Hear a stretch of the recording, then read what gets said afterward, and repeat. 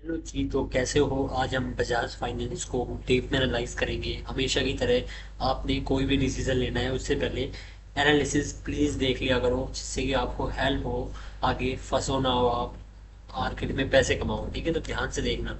पहले हम चलते हैं इसके बिजनेस पे। तो बजाज फाइनेंस का मेनली जो बिजनेस है वो ये लोन प्रोवाइड करते हैं।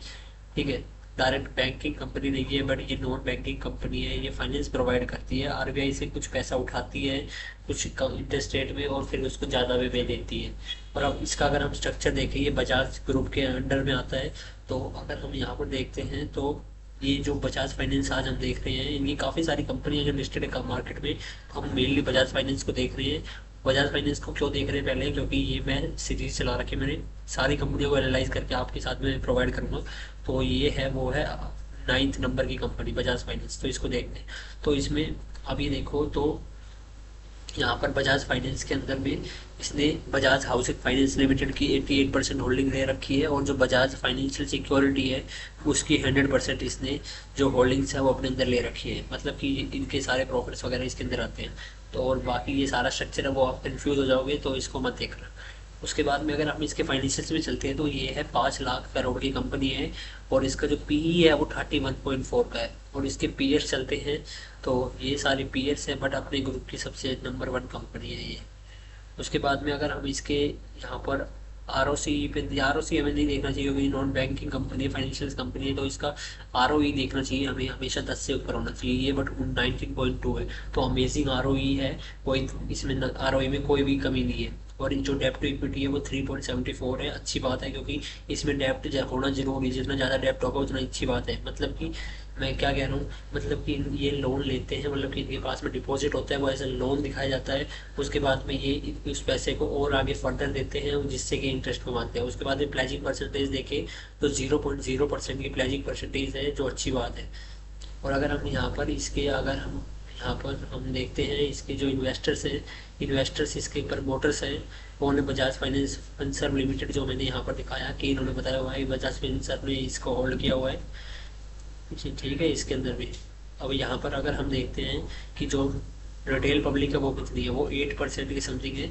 तो मतलब कि यहाँ पर 92% की समथिंग होल्डिंग है वो स्ट्रॉन्ग प्लेयर्स के पास में। ये एक प्लस पॉइंट है। उसके बाद में हमें कैश फ्लो देखना है कि कैश फ्लो, जितना पैसा नेट प्रॉफिट में आ रहा है वो यहाँ पर आ भी रहा है या नहीं आ रहा। तो इनका नेट प्रॉफिट है वो लगातार बढ़ रहा है कंपनी का। तो अगर यहाँ पर ट्रेलिंग 12 मंथ का देखें, टीटीएम का मतलब होता है जो पीछे का 1 साल का इकट्ठा कर लेते हैं ये। चार क्वार्टर्स को, एक क्वार्टर 3 महीने को होता है, 4 4 3 12, तो 12 महीनों का ये प्लस करके दिखाते हैं हमें। तो नेट प्रॉफिट हाईएस्ट एवर है, उसमें कोई दिक्कत नहीं है। बट एक एक नेगेटिव पॉइंट क्या है इसमें, कि जो यहाँ पर भाई जो ये नेट प्रॉफिट कर भी रहे हैं, प्रॉफिट लॉस, तो बट इनके जो एक्चुअली में ना ऑपरेटिंग के कैश फ्रॉम ऑपरेटिंग एक्टिविटी में ये कैश आ ही नहीं रहा, बल्कि उल्टा ये जा हो रहा है, माइनस में है। तो ये एक नेगेटिव पॉइंट है इस कंपनी के अंदर में, क्योंकि ये आने की जगह उल्टा जा रहा है ये कैश।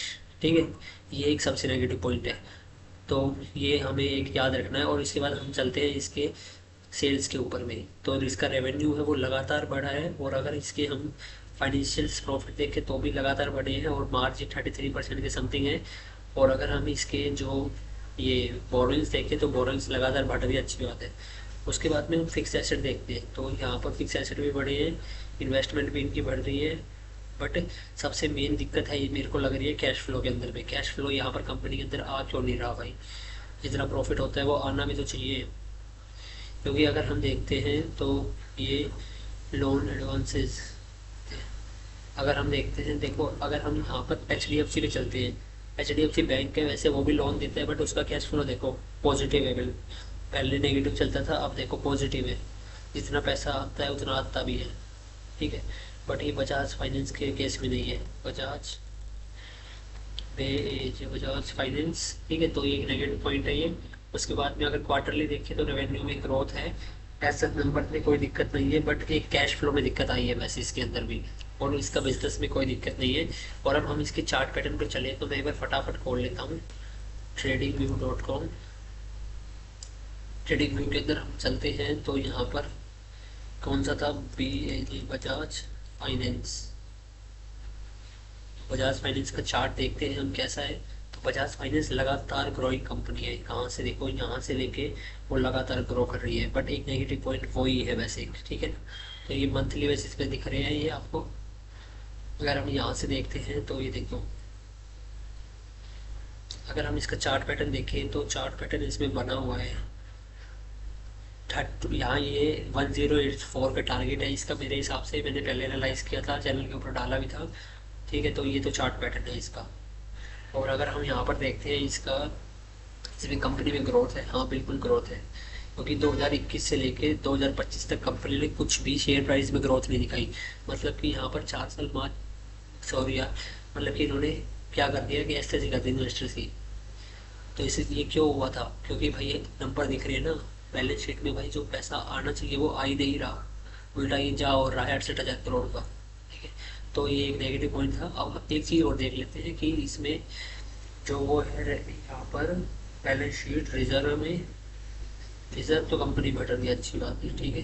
तो बस यही दिक्कत थी इस कंपनी के अंदर में कि ये यहाँ पर नेट प्रॉफिट यहाँ पर आ नहीं रहा था।